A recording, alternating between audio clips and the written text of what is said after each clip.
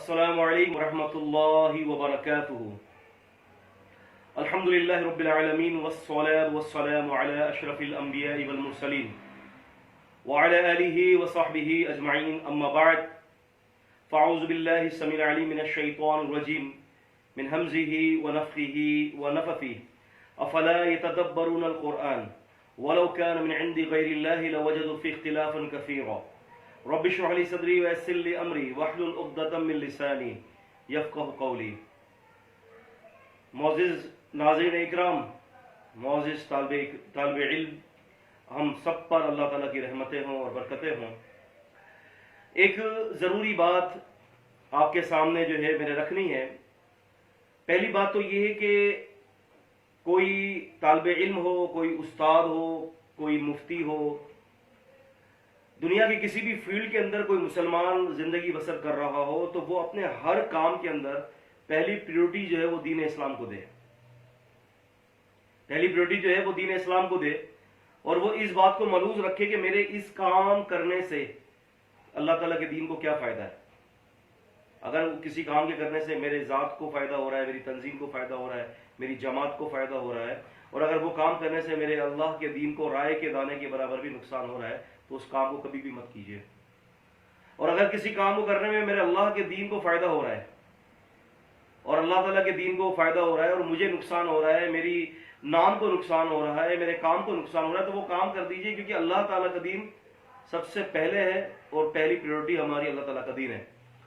آج ہمارے یہاں اختلافات کی جو نوعیت ہے، آج جو ہمارے اختلافات دیکھا جاتا ہے کہ علماء کے مابین اتنے شدید اختلاف سامنے آ رہے ہیں، جن اختلافات کی وجہ سے اگر ہم دیکھتے ہیں تو اسلام کا سینہ چھنی ہو رہا ہے اور عوام متزلزل ہو رہی ہے۔ عوام کسی معاملے کے اوپر پہنچ نہیں پاتی، عوام نہیں طے کر پاتی کہ واٹ شوڈ بی ڈو، کہ ہمیں کیا کرنا چاہیے۔ علماء کا اختلاف، میں یہ سمجھتا ہوں کہ جب علماء کے درمیان اختلاف ہو جائے کسی مسئلے کے اندر تو وہ للہ اللہ تبارک و تعالیٰ کے دین کو دیکھتے ہوئے، امت کو دیکھتے ہوئے علماء ایک جگہ پر جمع ہو جائیں، علماء جمع ہو، ایک جگہ پر جمع ہو جائیں، ایک مسئلے کو وہ حل کر لے اور پھر اس کو حل کرنے کے بعد امت تک بتائیں۔ ایسی ایک لجنہ ہونی چاہیے جو لجنہ بیٹھ کر جو ہے اس مسئلے کو سالو کرے۔ علماء کے درمیان جو ڈیبیٹس ہوتی ہیں تو اس سے غیر فائدہ لے جاتے ہیں۔ میں یہ سمجھتا ہوں کہ مجھے بڑا فائدہ ہو رہا ہے، لیکن میں یہ سمجھتا ہوں کہ علماء کے درمیان جو ڈیبیٹس ہوتی ہیں تو وہ غیر بڑا فائدہ اٹھا لیتے ہیں اس سے۔ آپ دیکھیں نا، میں آپ کو ایک چھوٹی سی مثال دیتا ہوں۔ غلام برق جیلانی جو پہلے منکر حدیث تھے، بعد میں الحمدللہ حدیث کی طرف آ گئے، انہوں نے حدیث کو قبول کر لیا۔ انہوں نے اپنی کتاب کے اندر جو ہے وہ دو اسلام کے نام سے انہوں نے جو کتاب لکھی، جو بھائی بھائی کے جو نام سے جو انہوں نے کتاب لکھی، تو اس میں انہوں نے کتنے شدید جو ہے وہ انہوں نے تاڑ توڑ حملے کیے ہیں مسلمان علماء پر، اور ان اختلافات کو ذکر کیا ہے کہ جو مسلمان علماء کے درمیان اختلافات چلے آ رہے ہیں۔ اسی طریقے سے جو ہے اگر آپ دیکھیں کہ آج سے بہت سال پہلے، تقریباً کوئی 60-70 سال پہلے جو ہے ایک عیسائی پادری نے، جو بہت زبردست عربی بھی جانتا تھا، شیخ ثناء اللہ امرتسری رحمہ اللہ کے دور کا تھا، اکبر مسیح کے نام سے، اس نے ایک کتاب لکھی ہے تعویل القرآن۔ ابھی الحمدللہ ہمارے لائبریری کے اندر اس کا ایک اوریجنل نسخہ موجود ہے۔ اس کتاب کو اگر ہم پڑھتے ہیں تو ہمیں پڑھنے کے بعد ہم اس جگہ پر پہنچے کہ اس نے بھی اپنی اس کتاب کے اندر جو ہمارے علماء کے آپس کے جو اختلافات ہیں نا، اس کو پکڑ کر اسلام کے اوپر نشانہ بنایا ہے۔ تو مقصد یہ کہ ایسا نہ ہو کہ ہماری وجہ سے دین اسلام جو ہے نا اس کے اوپر کوئی جو ہے وہ تان کرے، دین اسلام کا جو ہے نا وہ سینہ چھلنی کرے۔ ہمیں اپنے معاملات کو خود ایک جگہ پر بیٹھ کر، ایک گھر میں بیٹھ کر سالو کر دینا چاہیے۔ علماء کے اختلافات جو شدید اختلافات ہیں وہ عوام کے سامنے نہیں آنے چاہیے، عوام کو وہ چیز بتانی چاہیے کہ جو اس کا سولوشن ہے۔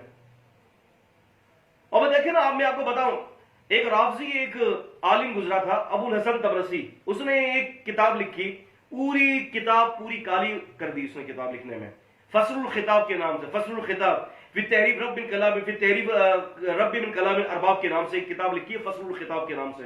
اس نے اس پوری کتاب کے اندر یہ زور دیا قرآن مجید کے اندر تحریف ہوئی ہے۔ اب اس سے مسلمانوں کے اندر اختلاف ہو کہ نہ ہو، ٹھیک ہے، لیکن اس بات سے فائدہ اٹھا لیا غیر مسلموں نے، اور غیر مسلموں نے اس کتاب کا حوالہ دیا کہ تمہارے مسلمان خود کہتے ہیں کہ تمہارے قرآن میں تحریف ہے، جبکہ قرآن تحریفات سے پاک ہے۔ تو ہمارے باہمی معاملات، جب کچھ ہماری تالیفات ایسی ہیں، کچھ ہماری تحریرات ایسی ہیں کہ ہمیں اس کو لکھنے سے پہلے دیکھنا چاہیے کہ دین اسلام کو کتنا فائدہ ہو رہا ہے اور دین اسلام کو کتنا نقصان ہو رہا ہے۔ اس فائدے اور اس نقصان کو جج کرنا چاہیے۔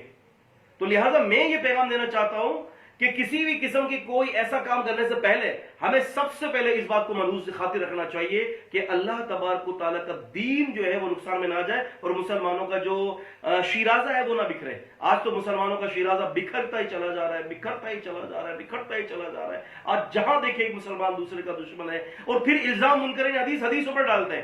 حدیث کو ماننے والے اختلاف کر رہے ہیں تو الزام حدیثوں پر آتا ہے، جبکہ اللہ کے رسول صلی اللہ علیہ وسلم نے اختلاف کو حرام، اختلاف اور جو ہے بڑی مذمت کی آپ صلی اللہ علیہ وسلم نے کہ اختلاف مت کرو تم آپس میں.